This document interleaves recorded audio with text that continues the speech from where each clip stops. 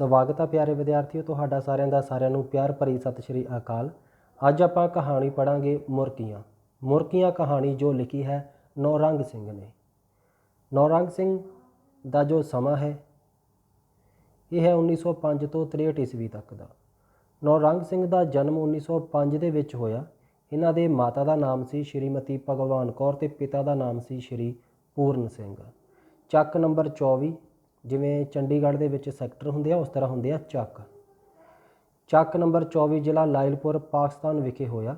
ਇਹਨਾਂ ਨੇ ਜੋ ਮੁੱਢਲੀ ਵਿੱਦਿਆ 10ਵੀਂ ਤੱਕ ਦੀ ਪੜ੍ਹਾਈ ਕੀਤੀ ਸੀ ਖਾਲਸਾ ਹਾਈ ਸਕੂਲ ਲਾਇਲਪੁਰ ਤੋਂ, ਅਤੇ ਉਚੇਰੀ ਧਾਰਮਿਕ ਵਿੱਦਿਆ ਪ੍ਰਾਪਤ ਕੀਤੀ ਸਿੱਖ ਮਿਸ਼ਨਰੀ ਕਾਲਜ ਅੰਮ੍ਰਿਤਸਰ ਤੋਂ। 1934 ਈਸਵੀ ਦੇ ਵਿੱਚ ਆਪ ਦੀ ਪਹਿਲੀ ਕਹਾਣੀ ਤਾਰੋ ਪ੍ਰੀਤ ਲੜੀ ਵਿੱਚ ਛਪੀ। 34 ਦੇ ਵਿੱਚ ਜਨਮ ਹੋਇਆ, 4 ਇਹ ਕੱਟੇ ਗਏ, 1 29 ਸਾਲ ਰਹਿ ਗਏ ਬਾਕੀ। 29 ਸਾਲ ਦੀ ਉਮਰ ਦੇ ਵਿੱਚ ਇਹਨਾਂ ਦੀ ਪਹਿਲੀ ਕਹਾਣੀ ਛਪੀ ਸੀ ਪ੍ਰੀਤ ਲੜੀ ਦੇ ਵਿੱਚ। ਕਹਾਣੀ ਸੀ ਤਾਰੋ ਪ੍ਰੀਤ ਲੜੀ। ਇੱਕ ਰਸਾਲਾ, ਬਹੁਤ ਪੁਰਾਣਾ ਰਸਾਲਾ, ਆਜ਼ਾਦੀ ਤੋਂ ਪਹਿਲਾਂ ਦਾ ਸ਼ਬਦ ਆ ਅਤੇ ਹੁਣ ਵੀ ਸ਼ਬਦ ਹੈ ਇਹ ਰਸਾਲਾ। ਇਸ ਰਸਾਲੇ ਦੇ ਵਿੱਚ ਇਹਨਾਂ ਦੀ ਕਹਾਣੀ ਛਪੀ ਸੀ ਤਾਰੋ। 1939 ਤੋਂ 47 ਤੱਕ ਸੰਸਾਰ ਪ੍ਰੀਤ ਮੰਡਲ ਦੇ ਮੈਂਬਰ ਵਜੋਂ ਗੁਰਬਖਸ਼ ਸਿੰਘ ਪ੍ਰੀਤ ਲੜੀ ਦੇ ਸੰਪਰਕ ਵਿੱਚ ਰਹੇ। ਪ੍ਰੀਤ ਨਗਰ ਰਹਿੰਦਿਆਂ ਇਹ ਜਿਹੜਾ ਨਗਰ ਹੈ ਗੁਰਬਖਸ਼ ਸਿੰਘ ਪ੍ਰੀਤ ਲੜੀ ਨੇ ਵਸਾਇਆ ਸੀ ਅੰਮ੍ਰਿਤਸਰ ਦੇ ਵਿੱਚ। ਇੱਥੇ ਲੇਖਕ ਜਿਹੜੇ ਲਿਖਦੇ ਆ ਕੁਝ ਨਾ ਕੁਝ ਉਹ ਰਹਿੰਦੇ ਆ, ਠੀਕ ਹੈ, ਰਹਿੰਦੇ ਸੀਗੇ ਪ੍ਰੀਤ ਨਗਰ ਦੇ ਵਿੱਚ। ਗੁਰਬਖਸ਼ ਸਿੰਘ ਪ੍ਰੀਤ ਲੜੀ ਨੇ ਜਿਹੜਾ ਇਹ ਨਗਰ ਵਸਾਇਆ ਸੀ ਅੰਮ੍ਰਿਤਸਰ ਦੇ ਵਿੱਚ, ਅਤੇ ਇੱਥੇ ਹੀ ਰਹੇ। ਨੌਰੰਗ ਸਿੰਘ ਵੀ ਲਿਖਣ ਦਾ ਕੰਮ ਕਰਦੇ ਸੀ। ਨਾਨਕ ਸਿੰਘ ਬਾਰੇ ਵੀ ਆਪਾਂ ਪੜ੍ਹਦੇ ਹਾਂ ਜਦੋਂ ਕਹਾਣੀ ਪੜ੍ਹੀ ਸੀ, ਉਹ ਵੀ ਇਸ ਨਗਰ ਦੇ ਵਿੱਚ ਰਹਿੰਦੇ ਸੀ। ਮਤਲਬ ਸੌਖਾ ਹੋ ਜਾਂਦਾ ਸੀ, ਪੰਜਾਬੀ ਦੇ ਵਿੱਚ ਅਜੇ ਲਿਖਣਾ ਸ਼ੁਰੂ ਹੋਇਆ ਹੀ ਸੀ, ਠੀਕ ਹੈ। ਫਿਰ ਜਾਣਾ ਕਰਨਾ, ਸਾਹਿਤਕਾਰਾਂ ਨੇ ਇੱਕ ਦੂਜੇ ਨਾਲ ਮਿਲਣਾ ਕਰਨਾ, ਮੁਲਾਕਾਤਾਂ ਵੀ ਆਪਸ ਵਿੱਚ ਉਹਨਾਂ ਦੀਆਂ ਹੁੰਦੀਆਂ ਸੀ। ਪ੍ਰੀਤ ਲੜੀ ਉਰਦੂ ਅਤੇ ਪ੍ਰੀਤ ਲੜੀ ਸੈਨਿਕ ਸਪਤਾਹਿਕ ਦੇ ਸੰਪਾਦਕ ਰਹੇ। ਆਪ ਮਲਾਇਆ ਦੀ ਯਾਤਰਾ 'ਤੇ ਵੀ ਗਏ। ਇਹ ਮਲਾਇਆ ਦੇਸ਼ ਹੈ, ਇਹ ਯਾਤਰਾ ਦੇ ਉੱਪਰ ਫਿਰ ਇਹਨਾਂ ਨੇ ਲਿਖਿਆ ਵੀ ਕਾਫੀ ਕੁਝ। ਅੱਗੇ ਹੈ ਦੇਸ਼ ਦੀ ਵੰਡ ਤੋਂ ਬਾਅਦ ਆਪ ਨੂੰ ਪਿੰਡ ਸਵਾੜਾ ਤਹਿਸੀਲ ਖਰੜ ਵਿੱਚ ਜ਼ਮੀਨ ਅਲਾਟ ਹੋਈ। ਆਜ਼ਾਦੀ ਵੇਲੇ ਜਿਹੜੇ ਲੋਕ ਪਾਕਿਸਤਾਨ ਤੋਂ ਆਏ ਸੀ ਆਪਣਾ ਘਰ-ਬਾਰ ਜ਼ਮੀਨਾਂ ਛੱਡ ਕੇ, ਉਹਨਾਂ ਲੋਕਾਂ ਨੂੰ ਆਪਣਾ ਗੁਜ਼ਾਰਾ ਕਰਨ ਦੇ ਲਈ ਜ਼ਮੀਨਾਂ ਦਿੱਤੀਆਂ ਸੀ ਸਰਕਾਰ ਨੇ। ਇਹਨਾਂ ਦੇ ਪਰਿਵਾਰ ਨੂੰ ਵੀ ਮਿਲੀ ਖਰੜ ਤਹਿਸੀਲ ਦੇ ਪਿੰਡ ਸਵਾੜਾ ਦੇ ਵਿੱਚ, ਉੱਥੇ ਹੀ ਰਹਿਣ ਲੱਗੇ। ਫਿਰ 1954 ਤੋਂ 1963 ਈਸਵੀ ਤੱਕ ਕਮਿਊਨਿਟੀ ਪ੍ਰੋਜੈਕਟ ਵਿਭਾਗ ਪੰਜਾਬ ਵਿੱਚ ਨੌਕਰੀ ਕੀਤੀ, ਅਤੇ ਇਸੇ ਦੌਰਾਨ ਡਾਕਟਰ ਮਹਿੰਦਰ ਸਿੰਘ ਰੰਧਾਵਾ ਨੂੰ ਪੰਜਾਬ ਦੇ ਲੋਕ ਗੀਤ, ਇਹਨਾਂ ਦੀਆਂ ਕਿਤਾਬਾਂ ਇਹ ਡਾਕਟਰ ਮਹਿੰਦਰ ਸਿੰਘ ਰੰਧਾਵਾ ਦੀਆਂ ਪੰਜਾਬ ਦੇ ਲੋਕ ਗੀਤ ਅਤੇ ਪੰਜਾਬ, ਇਹਨਾਂ ਦੋਨੇ ਕਿਤਾਬਾਂ ਦੇ ਲਿਖਣ ਵਿੱਚ ਨੌਰੰਗ ਸਿੰਘ ਨੇ ਇਹਨਾਂ ਦਾ ਸਹਿਯੋਗ ਦਿੱਤਾ ਸੀ, ਮਤਲਬ ਸਾਥ ਦਿੱਤਾ ਸੀ। ਅੱਗੇ ਆ ਇਹਨਾਂ ਦੀਆਂ ਕੁਝ ਕਹਾਣੀਆਂ ਦੀਆਂ ਕਿਤਾਬਾਂ ਅਤੇ ਬਾਕੀ ਹੋਰ ਕਿਤਾਬਾਂ, ਕਾਵਿ ਸੰਗ੍ਰਹਿ ਅਤੇ ਨਾਵਲ। ਮੁੱਢਲੇ ਕਹਾਣੀਕਾਰਾਂ ਵਿੱਚ ਆਪ ਦਾ ਨਾਂ ਵਿਸ਼ੇਸ਼ ਸਥਾਨ ਰੱਖਦਾ ਹੈ। ਉਹਨਾਂ ਦੇ ਜਿਹੜੇ ਕਹਾਣੀ ਸੰਗ੍ਰਹਿ ਆ ਭੁੱਖੀਆਂ ਰੂਹਾਂ, ਬੋਝਲ ਪੰਡ, ਮਿਰਜ਼ੇ ਦੀ ਜੂਹ, ਬੂਹਾ ਖੁੱਲ੍ਹ ਗਿਆ, ਮੁਹਾਂਦਰੇ, ਅੰਨਾ ਖੂਹ, ਇਹ ਬਾਲ ਕਹਾਣੀਆਂ ਦੇ ਵਿੱਚ ਬੱਚਿਆਂ ਲਈ ਆਦਿ ਕਹਾਣੀ ਸੰਗ੍ਰਹਿ ਜ਼ਿਕਰਯੋਗ ਹਨ। ਇਹਨਾਂ ਦੇ ਕਹਾਣੀ ਸੰਗ੍ਰਹਿ ਆ, ਫਿਰ ਦੇਖ ਲਵੋ, ਭੁੱਖੀਆਂ ਰੂਹਾਂ, ਬੋਝਲ ਪੰਡ, ਮਿਰਜ਼ੇ ਦੀ ਜੂਹ, ਬੂਹਾ ਖੁੱਲ੍ਹ ਗਿਆ, ਮੁਹਾਂਦਰੇ, ਅੰਨਾ ਖੂਹ। ਇਸ ਤੋਂ ਬਿਨਾਂ ਇਹਨਾਂ ਦੀਆਂ 2 ਕਿਤਾਬਾਂ ਹੋਰ ਆ। ਸਾਂਝ ਸਵੇਰ, ਇਹਦੇ ਵਿੱਚ ਕਵਿਤਾਵਾਂ, ਕਾਵਿ ਸੰਗ੍ਰਹਿ ਆ, ਅਤੇ ਨਾਵਲ ਇਹਨਾਂ ਦਾ ਮਿੰਦੋ ਨਾਵਲ, ਇਹ ਇਹਨਾਂ ਦੀਆਂ ਕਿਤਾਬਾਂ। ਹੁਣ ਆਪਾਂ ਕਹਾਣੀ ਪੜ੍ਹਦੇ ਹਾਂ ਮੁਰਕੀਆਂ। ਹਾਏ ਬਿਮਾਰ ਮਾਂ ਅੰਦਰ ਹੰਗੂਰਾ ਮਾਰਦੀ ਸੀ। ਕਰੀਮੂ ਤੇ ਰਹੀਮੂ ਬਾਹਰ ਅਖਰੋਟ ਪਏ ਖੇਡਦੇ ਸਨ। ਮੀਰੀ ਚੱਲ ਸੁੱਟ, ਕਰੀਮੂ ਨੇ ਕਿਹਾ। ਰਹੀਮੂ ਨੇ ਪਚਾਮਿਆਂ ਤੋਂ ਖਲੋ ਕੇ ਅਖਰੋਟ ਦੀ ਲੱਪ ਖੁੱਤੀ ਵੱਲ ਵਗਾਹੀ। ਗੋਲੀਆਂ ਦੀ ਬਜਾਏ ਜਿਹੜੀਆਂ ਕੰਚ ਦੀਆਂ ਗੋਲੀਆਂ ਖੇਡਦੇ ਆ, ਗੁੱਤੀ ਪੱਟ ਕੇ, ਜਿਹਨੂੰ ਖੁੱਤੀ ਆ, ਖੁੱਤੀ ਵੀ ਬੋਲ ਦਿੰਦੇ ਆ, ਠੀਕ ਹੈ। ਅਖਰੋਟ ਖੇਡ ਰਹੇ ਆ, ਗੋਲੀਆਂ ਨਹੀਂ ਹੈਗੀਆਂ ਉਹਨਾਂ ਕੋਲ। ਪਚਾਮਿਆਂ ਤੋਂ ਜਿੱਥੋਂ ਆਪਾਂ ਮਿੱਤ ਸਿੱਟਣੀ ਹੁੰਦੀ ਆ, ਵਾਰੀ ਸਿੱਟਣੀ ਹੁੰਦੀ ਆ, ਲੈਣ ਮਾਰੀ ਹੁੰਦੀ ਆ, ਉੱਥੋਂ मतलब ਉਹਨੇ ਅਖਰੋਟ ਸਿੱਟਿਆ ਗੁੱਤੀ ਵੱਲ ਨੂੰ। ਕੁਝ ਪੈ ਗਏ ਤੇ ਬਾਕੀ ਦੇ ਬਾਹਰ ਖਿੰਡਰਿਆਂ ਵੱਲ ਵੇਖਦਿਆਂ ਉਸ ਆਪਣੇ ਵੱਡੇ ਭਰਾ ਕਰੀਮੋ ਨੂੰ ਪੁੱਛਿਆ, ਦੱਸ ਚੋਟ ਕਿਹੜੇ 'ਤੇ ਲਾਵਾਂ? ਲਾ ਵਿਚਕਾਰਲੇ 'ਤੇ।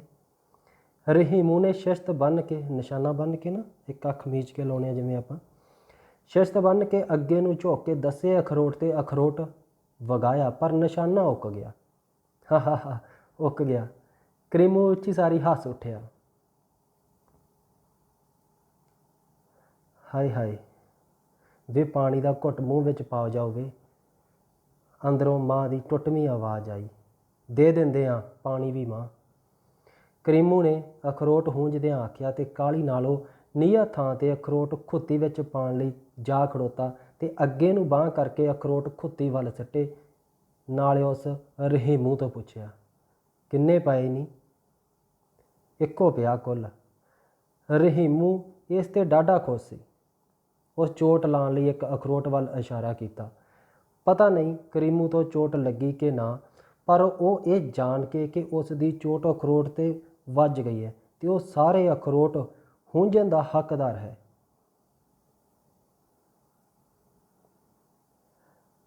ਅੱਗੇ ਵਧਿਆ, ਪਰ ਰਹੀਮੂ ਨੇ ਇਉਂ ਕਰਨ ਤੋਂ ਉਸ ਨੂੰ ਡੱਕਿਆ।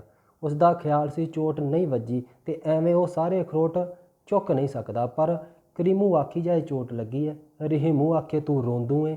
ਵਧਾਣ ਵੱਧ ਗਿਆ, ਦੋਵੇਂ ਗੁੱਥਮ ਗੁੱਥਾ ਹੋ ਪਏ। ਕਰੀਮੂ ਵੱਡਾ ਸੀ, ਉਹ ਰਹੀਮੂ ਦੇ ਦੰਦਾਂ 'ਤੇ ਹੂਰਾ ਕੱਢ ਮਾਰਿਆ ਤੇ ਲਹੂ ਵਗ ਪਿਆ। ਬੁੱਢੀ ਮਾਂ ਅੰਦਰੋਂ ਇੱਕੋ ਸਾਏ ਹਾਏ ਹਾਏ ਕਰਦੀ ਪਾਣੀ ਮੰਗਦੀ ਰਹੀ। ਉਹਦੇ ਕੰਨੀ ਇਹਨਾਂ ਦੇ ਵਖੜਾਂਦ ਦੀ ਆਵਾਜ਼ ਪੈ ਪੈ ਉਹਨੂੰ ਵਧੇਰੇ ਦੁਖੀ ਕਰਦੀ ਸੀ। ਉਹਦੇ ਧਿਆਏ ਬੁੱਲ੍ਹਾਂ 'ਤੇ ਸਿੱਕੜੀਆਂ ਆ ਗਈਆਂ ਸਨ। ਹੁਣ ਜਦੋਂ ਹਵਾ ਚੱਲੇਗੀ ਗਰਮੀਆਂ ਦੇ ਵਿੱਚ ਤੇ ਜਿਹੜੇ ਬੁੱਲ ਪਾਟ ਜਾਂਦੇ ਆ ਉੱਤੇ ਮਾਸ ਜਿਹਾ ਆ ਜਾਂਦਾ, ਸਿੱਕਰੀ ਜਿਹਨੂੰ ਆਪਾਂ ਬੋਲਦੇ ਹਾਂ, ਸਿੱਕੜੀਆਂ ਆ ਗਈਆਂ ਸਨ। ਪਰ ਕਿਸੇ ਉਹਦੀ ਨਾ ਸੁਣੀ। ਅੱਜ ਹੀ ਨਹੀਂ, ਅੱਗੇ ਵੀ ਅਨੇਕਾਂ ਵਾਰ ਇਹ ਦੋਵੇਂ ਖੇਡਦੇ ਖੇਡਦੇ ਲੜ ਪੈਂਦੇ ਹੁੰਦੇ ਸਨ। ਇੱਕ ਦੂਜੇ ਦੇ ਝੱਗੇ ਖੋਹ ਘੱਤਦੇ, ਖਰੂੰਡਾਂ ਨਾਲ ਮੂੰਹ ਛਿੱਲੇ ਜਾਂਦੇ, ਪਰ ਮੁੜ ਗੁੱਸਾ ਢਿੱਲਾ ਹੋਣ 'ਤੇ ਦੋਵੇਂ ਉਹੋ ਜਿਹੇ ਦੇ ਉਹੋ ਜਿਹੇ ਹੋ ਜਾਂਦੇ। ਦੋਹਾਂ ਦੇ ਪਿੰਡੇ ਘੱਟੇ ਨਾਲ ਅੱਟੇ ਹੋਏ, ਪੈਰੋਂ ਨੰਗੇ ਨਖੜੰਮੇ ਜਿਹੇ ਉਹ ਪਿੰਡ ਦੀਆਂ ਗਲੀਆਂ ਵਿੱਚ ਭੌਂਦੇ ਰਹਿੰਦੇ ਹੁੰਦੇ ਸਨ।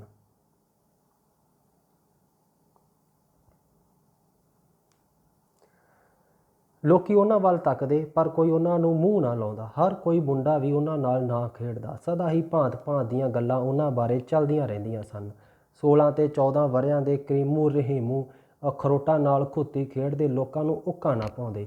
ਇਹ ਖੇਡ ਨਿੱਕੇ ਬੱਚਿਆਂ ਦੀ ਜੋ ਹੋਈ, ਪਰ ਇਹ ਦੋਵੇਂ ਭਰਾ ਘੜੇ ਹੋਏ ਹੀ ਵੱਖਰੀ ਮਿੱਟੀ ਦੇ ਸਨ।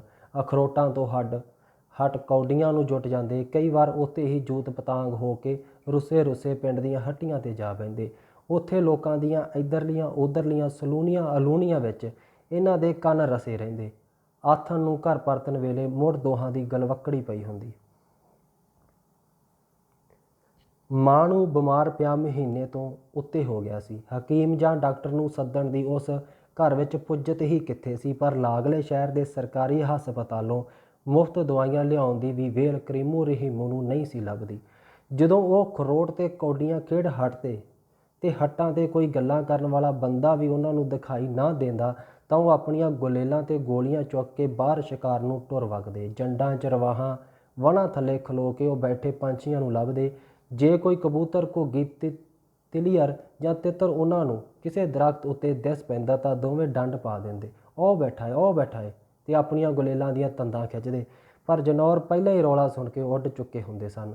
ਉਹਨਾਂ ਤੋਂ ਅੱਜ ਤੀਕਰ ਕਦੇ ਕੋਈ ਪੰਛੀ ਨਹੀਂ ਸੀ ਮੋਇਆ। ਹਾਰ ਕੇ ਉਹ ਕਿਸੇ ਵਗਦੇ ਸੂਏ ਦੇ ਕੰਢੇ ਖਲੋਤੇ ਬ੍ਰਿਛ ਦੀ ਛਾਵੇਂ ਬਹਿ ਜਾਂਦੇ, ਕਦੇ ਬੁੱਕਾਂ ਨਾਲ ਪਾਣੀ ਪੀਂਦੇ, ਕਦੇ ਟਾਵੀਆਂ ਟਾਵੀਆਂ ਗੱਲਾਂ ਕਰਦੇ।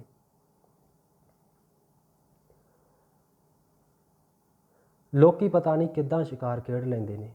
ਕਰੀਮੂ ਉਂਗਲਾਂ ਨਾਲ ਗਾਰਾ ਕਰੋਚਦਾ ਐਵੇਂ ਜਿਹੇ ਆਖਦਾ, ਖਬਰੇ ਉਹਨਾਂ ਦੀਆਂ ਗਲੇਲਾਂ 'ਤੇ ਗੋਲੀਆਂ ਕਿੱਦਾਂ ਦੀਆਂ ਹੁੰਦੀਆਂ ਹੋਣਗੀਆਂ। ਦੂਜਾ ਉੱਤਰ ਦਿੰਦਾ, ਸਾਥੋਂ ਤੇ ਨਹੀਂ ਮੋਇਆ ਕਦੇ ਕੋਈ ਪੰਛੀ। ਫਿਰ ਇੱਕ ਨਿਰਾਸ਼ਤਾ ਜਿਹੀ ਉਹਨਾਂ ਦੇ ਚਿਹਰਿਆਂ 'ਤੇ ਛਾ ਜਾਂਦੀ। ਉਹ ਕਿੰਨਾ ਚਿਰ ਚੁੱਪ ਚਪੀਤੇ ਬੈਠੇ ਘਾਹ ਦੀਆਂ ਤਿਣਾਂ ਉਖਾੜਦੇ ਰਹਿੰਦੇ। ਕਦੇ ਉੱਠ ਕੇ ਲੱਤਾਂ ਸੂਏ ਵਿੱਚ ਲਮਕਾ ਬਹਿੰਦੇ, ਕਦੇ ਗੁਲੇਲ ਦੀਆਂ ਗੋਲੀਆਂ ਨਾਲ ਹੀ ਖੁੱਤੀ ਦਾ ਝੱਸ ਪੂਰਾ ਕਰਦੇ। ਕਈ ਵਾਰ ਇਉਂ ਹੀ ਬਾਹਰੋਂ ਭੌਂਦਿਆਂ ਭੌਂਦਿਆਂ ਨੂੰ ਦਿਨ ਬਤੀਤ ਹੋ ਜਾਂਦਾ। ਆਥਣ ਹੋ ਗਈ ਸੀ। ਵਾਗੀ ਹੇਕਾਂ ਲਾਉਂਦੇ ਘਰਾਂ ਨੂੰ ਪਰਤ ਰਹੇ ਸਨ। ਹੌਲੋਂ ਛੁੱਟੇ ਬੋਲਦਾਂ ਦੀਆਂ ਟੱਲੀਆਂ ਟਣਕਣ ਲੱਗੀਆਂ। ਕਰੀਮੂ ਤੇ ਰਹੀਮੂ ਆਪਣੀਆਂ ਗੁਲੇਲਾਂ ਮੋਢਿਆਂ 'ਤੇ ਟੰਗੀ ਪਿੰਡ ਨੂੰ ਪਰਤ ਪਏ। ਹੌਲੀ ਹੌਲੀ ਜਾਂਦੇ ਲੋਕਾਂ ਦੇ ਡੰਗਰਾਂ ਨੂੰ ਤੱਕ ਕੇ ਉਹਨਾਂ ਨੂੰ ਕੋਈ ਖਿਆਲ ਜਿਹਾ ਆ ਗਿਆ ਤੇ ਉਹ ਕੁਝ ਬੋਲਦੇ ਜਾਂਦੇ ਸਨ।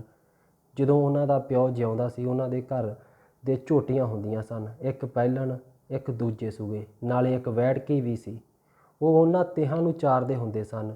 ਇਉਂ ਹੀ ਹੇਕਾਂ ਲਾਉਂਦੇ ਘਰ ਮੁੜਦੇ ਹੁੰਦੇ ਸਨ। ਉਦੋਂ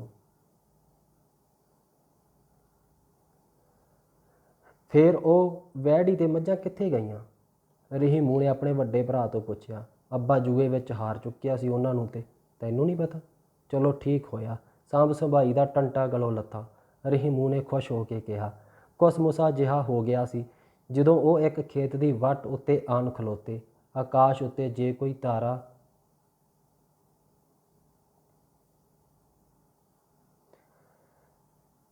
ਚੜਿਆ ਵੀ ਸੀ ਤਾਂ ਉਹ ਖੁਰਾਂ ਦੇ ਘੱਟੇ ਨਾਲ ਫਜਾ ਅੱਟੀ ਹੋਈ ਹੋਣ ਕਰਕੇ ਵਿਖਾਲੀ ਨਹੀਂ ਸੀ ਦਿੰਦਾ।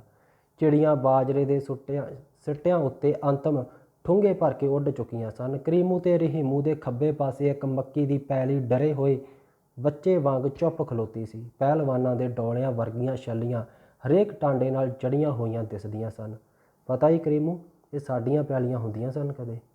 ਹਾਂ ਪਤਾ ਏ, ਕਈ ਵਾਰ ਲੱਕੜਾਂ ਲੈ ਮੁੜਦੀ ਮਾਂ ਇੱਥੋਂ ਦੀ ਲੰਘਦੀ ਦੱਸਿਆ ਕਰਦੀ ਏ। ਮੈਂ ਉਦੋਂ ਨਿੱਕਾ ਹੁੰਦਾ ਸਾਂ। ਇਹ ਵੀ ਉਸੇ ਰਾਹ ਅੱਬਾ ਨੇ ਭੇਜੀਆਂ ਜਿਹੜੇ ਰਾਹ ਵੈੜ ਕੀਤੇ ਝੋਟੀਆਂ ਗਈਆਂ ਸਨ। ਇਉਂ ਆਖਦਾ ਕਰੀਮੂ ਹੱਸ ਪਿਆ। ਨਾਲ ਹੀ ਕਰੀਮੂ ਵੀ, ਰਹੀਮੂ ਵੀ, ਦੋਵੇਂ ਹੀ ਖਿੜਖਿੜ ਕਰਦੇ ਦੂਰੇ ਹੁੰਦੇ ਜਾਂਦੇ ਸਨ। ਉਹਨਾਂ ਦੀਆਂ ਅੱਖਾਂ ਵਿੱਚ ਪਾਣੀ ਆ ਗਿਆ, ਜਿਕਰੋ ਰੋ ਰਹੇ ਹੁੰਦੇ ਨੇ। ਇੰਨੇ ਨੂੰ ਹਵਾ ਦਾ ਇੱਕ ਰੁਮਕਾ ਵਗਿਆ। ਉਹ ਦੋਵੇਂ ਖਾਮੋਸ਼ ਜਿਹੇ ਹੋ ਕੇ ਮੱਕੀ ਦੇ ਪੱਤਿਆਂ ਦੀ ਖੜਖੜ ਕਿੰਨਾ ਚਿਰ ਸੁਣਦੇ ਰਹੇ। ਅੱਬਾ ਇੱਥੇ ਹਲ ਵਾਹੁੰਦਾ ਹੁੰਦਾ ਸੀ, ਵੱਡੇ ਨੇ ਹੌਂਕਾ ਜਿਹਾ ਭਰ ਕੇ ਆਖਿਆ। ਹੁਣ ਨਾ ਸਾਡੇ ਵਾਹੁਣ ਨੂੰ ਭੋਏ, ਨਾ ਜੋਣ ਨੂੰ ਢੱਗੇ। ਚੱਲ ਚੰਗਾ ਇੱਦਾਂ ਹੀ, ਕੀ ਲੈਣਾ ਇਹ ਗੱਲ ਫਾਹੇ ਪਾ ਕੇ। ਰਹੀਮੂ ਨੇ ਬੇਪਰਵਾਹੀ ਨਾਲ ਗੁਲੇਲ ਦੀਆਂ ਤਣੀਆਂ ਖਿੱਚਦਿਆਂ ਆਖਿਆ। ਫਿਰ ਦੋਵੇਂ ਚੁੱਪ ਹੋ ਗਏ। ਉਹਨਾਂ ਦੇ ਚਿਹਰੇ ਉਹਨਾਂ ਦੇ ਅੰਤਰੀਵ ਅਹਿਸਾਸਾਂ ਨੂੰ ਪ੍ਰਗਟ ਕਰਦੇ ਸਨ। ਇੰਨੇ ਨੂੰ ਕਰੀਮੂ ਨੇ ਆਖਿਆ, ਚੱਲ ਰਹੀਮੂ, ਵਗ ਚੱਲੀਏ, ਕੋਈ ਛੱਲੀਆਂ ਦੇ ਚੋਰ ਜਾਣ ਕੇ ਸਾਨੂੰ ਕੁੱਟ ਹੀ ਨਾ ਕੱਢੇ।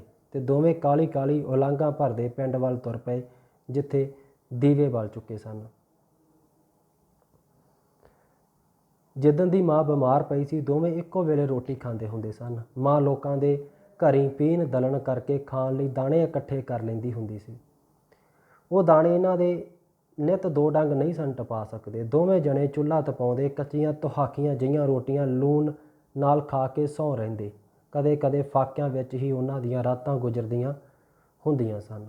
ਫਾਕਿਆਂ ਵਿੱਚ ਭੁੱਖਿਆਂ ਦੀਆਂ, ਭੁੱਖੇ ਢਿੱਡ। ਪਿੰਡ ਦੇ ਇਹਨਾਂ ਨੂੰ ਗਵਾਰ ਸਮਝਦੇ ਸਨ। ਉਹਨਾਂ ਕਈ ਵਾਰ ਇਹਨਾਂ ਦੋਹਾਂ ਭਰਾਵਾਂ ਨੂੰ ਘਰ ਦੀਆਂ ਚੀਜ਼ਾਂ ਹਟਾਂ ਉੱਤੇ ਵੇਚਦਿਆਂ ਧੱਕਿਆ ਸੀ। ਪਿੰਡ ਵਿੱਚ ਕਿਸੇ ਦੀ ਚੋਰੀ ਹੋ ਜਾਂਦੀ, ਛੱਲੀਆਂ ਟੁੱਟਦੀਆਂ ਜਾਂ ਕਪਾਹ ਚੁਗੀ ਜਾਂਦੀ ਤਾਂ ਲੋਕਾਂ ਦਾ ਪਹਿਲਾ ਸ਼ੱਕ ਕਰੀਮੂ ਰਹੀਮੂ 'ਤੇ ਜਾਂਦਾ। ਉਹਨਾਂ ਦੇ ਘਰ ਦੀ ਤਲਾਸ਼ੀ ਹੁੰਦੀ, ਪਰ ਕਦੇ ਕੋਈ ਸ਼ੈ ਉਹਨਾਂ ਦੇ ਘਰੋਂ ਬਰਾਮਦ ਨਹੀਂ ਸੀ ਹੋਈ।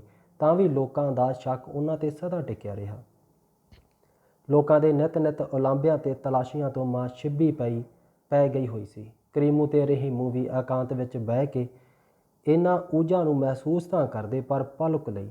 ਮੁੜੋ ਛੇਤੀ ਹੀ ਕੌਡੀਆਂ ਅਖਰੋਟਾਂ ਨਾਲ ਪੱਲੇ ਭਰ ਕੇ ਬਾਹਰ ਨੂੰ ਟੁਰ ਪੈਂਦੇ ਤੇ ਉਹਨਾਂ ਨੂੰ ਸਭ ਕੁਝ ਭੁੱਲ ਜਾਂਦਾ।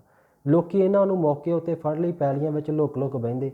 ਪਿੰਡ ਵਾਲਿਆਂ ਦਾ ਖਿਆਲ ਸੀ ਕਿ ਇਹਨਾਂ ਨੂੰ ਉੱਤੋਂ ਫੜ ਕੇ ਜੇਲ੍ਹ ਖਾਨੇ ਭਜਵਾ ਦਿੱਤਾ ਜਾਵੇ। ਇਹੋ ਜਿਹੇ ਵਿਚਾਰ ਸੁਣ ਕੇ ਦੋਵੇਂ ਭਰਾ ਕਦੇ ਕਦੇ ਗੱਲਾਂ ਵੀ ਕੀਤਾ ਕਰਦੇ।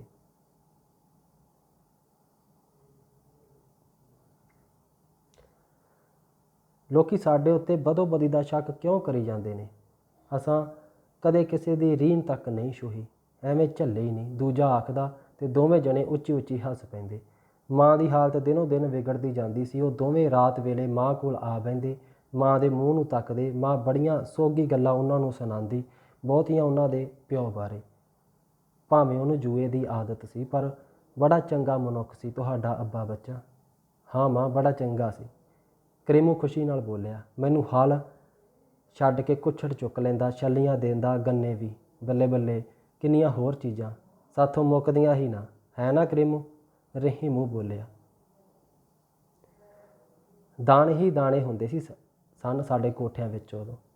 ਨਾਲ ਲੱਗਦਿਆਂ ਕਰੀਮੂ ਮਾਂ ਵੱਲ ਤੱਕਦਾ ਬੋਲਿਆ, ਰੱਜ ਰੱਜ ਰੋਟੀਆਂ ਖਾਂਦੇ ਹੁੰਦੇ ਸਾਂ, ਪਰ ਹੁਣ ਤੇ ਮਾਂ ਸਾਡੇ ਕੋਠੇ ਖਾਲੀ ਪਏ ਨੇ। ਇੱਕ ਪਾਲੀ ਕੋਠੇ ਵਿੱਚ ਹੂਕ ਜਿਹੀ ਛਾ ਗਈ। ਤਿੰਨਾਂ ਨੇ ਦੀਵੇ ਦੀ ਮੱਧਮ ਹੁੰਦੀ ਜੋਤ ਵੱਲ ਤੱਕਿਆ। ਮਾਂ ਦੀਆਂ ਅੱਖਾਂ ਗਿੱਲੀਆਂ ਸਨ। ਉਸ ਗਲੇਡੂ ਭਰ ਕੇ ਮੁੜ ਆਖਿਆ, ਉਹ ਮੈਨੂੰ ਬੜਾ ਪਿਆਰ ਕਰਦਾ ਸੀ, ਤੁਹਾਡਾ ਅੱਬਾ ਬੱਚਾ। ਵੇਂਦੇ ਜੇ ਇਹ ਮੇਰੇ ਕੰਨਾਂ ਦੀਆਂ ਮੁਰਕੀਆਂ, ਜਦੋਂ ਮੇਰਾ ਵਿਆਹ ਹੋਇਆ ਸੀ ਉਦੋਂ ਬਣਵਾਈਆਂ ਸਨ ਤੁਹਾਡੇ ਅੱਬਾ ਨੇ ਇਹ ਸੋਨੇ ਦੀਆਂ ਮੁਰਕੀਆਂ। ਕਰੀਮੂ ਤੇ ਰਹਿਮੂ ਦੀਆਂ ਨਜ਼ਰਾਂ ਮਾਂ ਦੀਆਂ ਮੁਰਕੀਆਂ 'ਤੇ ਜੰਮੀਆਂ ਹੋਈਆਂ ਸਨ। ਮਾਂ ਨੂੰ ਹਟਕੋਰੇ ਜਿਹੇ ਆਉਣ ਲੱਗ ਪਏ ਤੇ ਉਹ ਮੁੜ ਬੋਲੀ, ਬੜੇ ਔਖੇ ਵੇਲੇ ਆਏ ਬੱਚਾ, ਜਦੋਂ ਜੂਏ ਵਿੱਚ ਸਭ ਕੁਝ ਲਾ ਬੈਠੇ ਸੀ। ਉਦੋਂ ਘਰ ਦਾ ਲਾਂਘਾ ਟਪਾਉਣ ਲਈ ਮੈਂ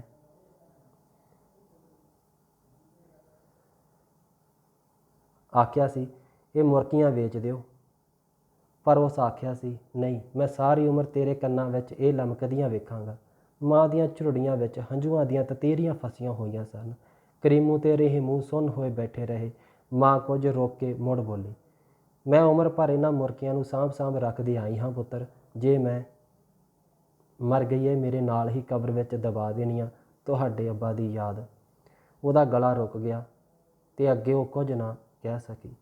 ਬਿੰਦਕ ਮਗਰੋਂ ਦੋਵੇਂ ਉੱਠ ਕੇ ਬਾਹਰ ਨਿਕਲ ਆਏ। ਆਕਾਸ਼ ਉੱਤੇ ਤਾਰੇ ਬਿੱਲੀ ਦੀਆਂ ਅੱਖਾਂ ਵਾਂਗ ਲਟ ਲਟ ਪਏ ਝਾਕਦੇ ਸਨ, ਮਾਨੋ ਉਹਨਾਂ ਨੂੰ ਘੁਰਕ ਰਹੇ ਨੇ, ਡਰਾ ਰਹੇ ਨੇ।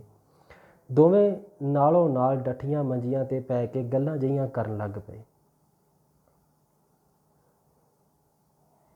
ਮਾਂ ਐਵੇਂ ਨਿੱਤ ਮਰਨ ਕਰਦੀ ਰਹਿੰਦੀ ਹੈ, ਕਰੀਮੂ ਬੋਲਿਆ। ਰੱਬ ਕਰੇ ਨਾ ਮਰੇ ਤੇ ਨਾ ਹੀ ਉਹਦੀਆਂ ਮੁਰਕੀਆਂ ਦੱਬੀਆਂ ਜਾਣ, ਰਹਿਮੂ ਨੇ ਆਖਿਆ। ਹਾਂ, ਉਹ ਜਿਉਂਦੀ ਹੀ ਰਹੇ ਤੇ ਵੇਖਦੀ ਰਹੇ ਆਪਣੀਆਂ ਮੁਰਕੀਆਂ ਨੂੰ। ਫਿਰ ਦੋਵੇਂ ਚੁੱਪ ਕਰ ਗਏ। ਸੋਨਾ ਵੀ ਕਦੀ ਦੱਬੀਦਾ ਹੈ ਭੋਂ ਵਿੱਚ ਭਲਾ? ਰਹਿਮੂ ਨੇ ਮੁੜ ਪੁੱਛਿਆ। ਕਾਹਨੂੰ, ਮਾਂ ਤੇ ਸ਼ੁਦੈਣ ਆ, ਲੋਕੀ ਤੇ ਸਗੋਂ ਸੋਨਾ ਧਰਤੀ 'ਚੋਂ ਕੱਢਦੇ ਹੁੰਦੇ ਨੇ।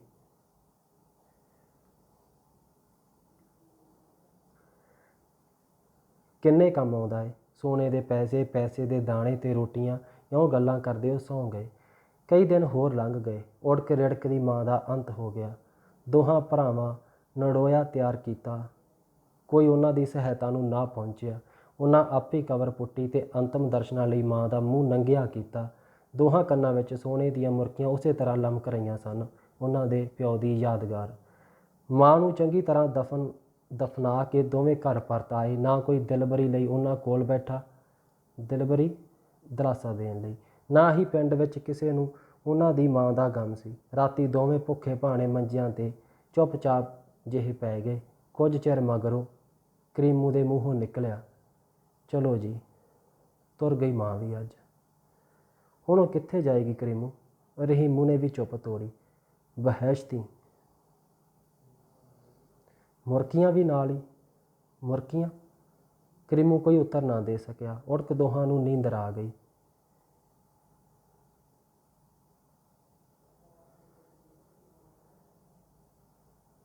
ਧਰੂ ਦੁਆਲੇ ਘੁੰਮਣ ਵਾਲੀ 7 ਰਿਸ਼ੀਆਂ ਦੀ ਖਿੱਤੀ ਕਿਤੇ ਦੀ ਕਿਤੇ ਜਾ ਚੁੱਕੀ ਸੀ। ਰਾਤ ਹੋ ਚੁੱਕੀ ਸੀ। ਖਿੱਤੀ ਟਿੱਕੀ ਹੁੰਦਾ ਸੂਰਜ, ਖਿੱਤੀ ਹੁੰਦੇ ਆ ਜਿਹੜੇ ਤਾਰਿਆਂ ਦਾ ਇਕੱਠ ਹੋਵੇ, ਠੀਕ ਹੈ, ਉਸ ਨੂੰ ਬੋਲਦੇ ਆ ਖਿੱਤੀ। ਕਿਤੇ ਦੀ ਕਿਤੇ ਚਲੀ ਗਈ, ਮਤਲਬ ਰਾਤ ਕਾਫੀ ਹੋ ਗਈ। ਕਿੰਨੇ ਹੀ ਤਾਰੇ ਆਕਾਸ਼ੋਂ ਬੁੱਝ ਚੁੱਕੇ ਸਨ। ਜਦੋਂ ਰਹਿਮੂ ਕਸਮੇੜੇ ਜਿਹੇ ਪਾਂਦਾ ਜਾਗਿਆ, ਰਾਤ ਏਡੀ ਡਰਾਉਣੀ ਸੀ ਜਿੱਡਾ ਉਹਨਾਂ ਦੀ ਮੋਈ ਮਾਂ ਦਾ ਚਿਹਰਾ। ਉਸ ਸਹਿਜੇ ਜਿਹੇ ਭਰਾ ਨੂੰ ਜਗਾ ਕੇ ਆਖਿਆ, ਭੁੱਖ ਲੱਗੀ ਹੋ ਕਰੀਮੂ? ਘਰ ਵਿੱਚ ਤੇ ਕੁਝ ਨਹੀਂ, ਕਰੀਮੂ ਬੋਲਿਆ। ਫਿਰ ਕਿੰਨਾ ਚਿਰ ਦੋਵੇਂ ਗੁੰਮ ਜਿਹੇ ਪਏ ਰਹੇ, ਪਰ ਰਹਿਮੂ ਨੇ ਮੁੜ ਆਖਿਆ, ਅਖਰੋਟ ਭੰਨ ਕੇ ਖਾ ਲਵਾਂ? ਖੇਡਾਂਗੇ ਕਾਹਦੇ ਨਾਲ? ਮੁੜ ਇੱਕ ਹੂਕ ਜਿਹੀ ਛਾ ਗਈ ਤੇ ਫਿਰ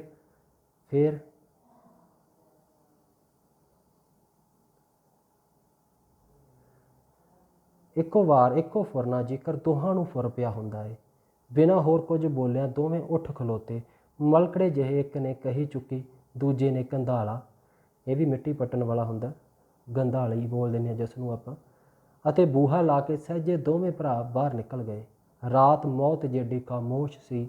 ਸੱਜਰੀ ਦੱਬੀ ਮਾਂ ਦੀ ਕਬਰ ਉੱਤੇ 2 ਕਾਲੇ ਵਜੂਦ ਅਹਿਲ ਖਲੋਤੇ ਸਨ, ਜੇਕਰ ਮੌਤ ਦੇ ਪਰਛਾਵੇਂ ਹੁੰਦੇ ਹਨ। ਕਿੰਨਾ ਚਿਰ ਕੋਈ ਆਵਾਜ਼ ਉੱਥੋਂ ਪੈਦਾ ਨਾ ਹੋਈ। ਕੁਝ ਚਿਰ ਮਗਰੋਂ ਕੁਝ ਸਾਂ ਹੋਈ। ਕਰੀਮੂ ਮਾਰ ਵੀ ਟੱਕ ਸਹਿਜੇ ਹੀ ਰਹਿਮੂ ਦੇ ਮੂੰਹੋਂ ਮਸਾਂ ਨਿਕਲਿਆ, ਤੂੰ ਵੀ ਤੇ? ਕਰੀਮੂ ਨੇ ਕੰਬਦੀਆਂ ਬਾਹਾਂ ਨਾਲ ਕਹੀ ਆਪਣੇ ਵੱਲ ਝੁਕਾਉਂਦਿਆਂ ਕਿਹਾ। ਉਹਨਾਂ ਦੀਆਂ ਹਿੱਕਾਂ ਠੱਕ ਠੱਕ ਵੱਜ ਰਹੀਆਂ ਸਨ। ਕਹੀ ਤੇ ਕੰਧਾਲਾ ਜੇਕਰ ਉਹਨਾਂ ਤੋਂ ਚੁੱਕੇ ਹੀ ਨਹੀਂ ਸਨ ਜਾਂਦੇ।